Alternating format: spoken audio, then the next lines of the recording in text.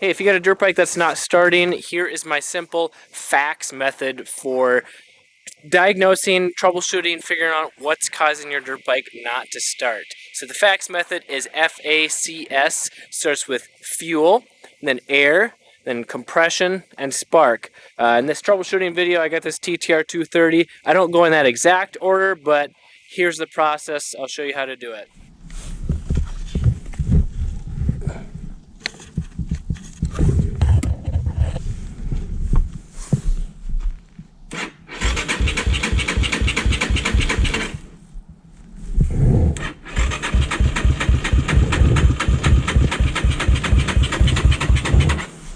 Nothing.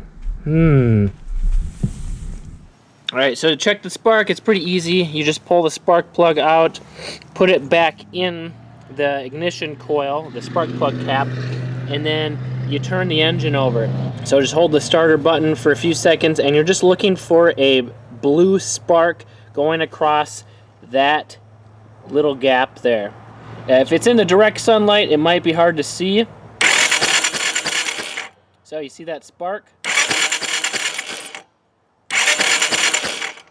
So generally, if you can see a good, consistent, strong spark, that means it should be good. Unless, of course, the timing is off, but that's not as likely unless there's some major engine or electrical damage. But in this case, I'm gonna move on.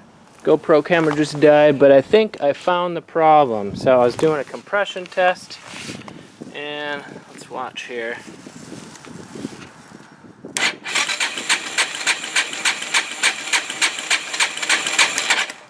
Now it's not even going up.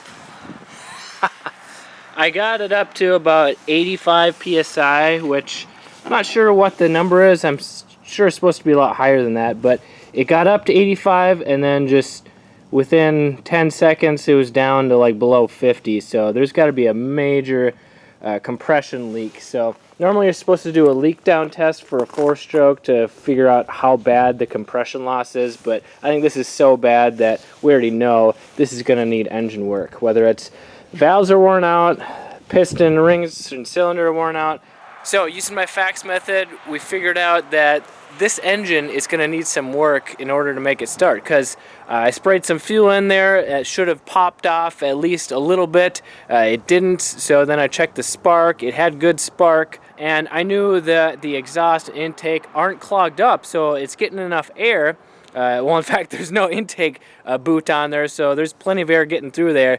And then the next thing is compression, and using the compression tester, it's got a major loss of compression. So engine needs work. Once we get proper compression and sealing in the engine, then it'll be able to start. And if you want to prevent your 4-stroke from needing an engine rebuild like this, you should check out this video here on the 3 costly mistakes that kill the reliability of a 4-stroke dirt bike. Or a 2-stroke over here if you have one. I'm Kelly Fagan from MXHideout. Do your maintenance, save money, ride more.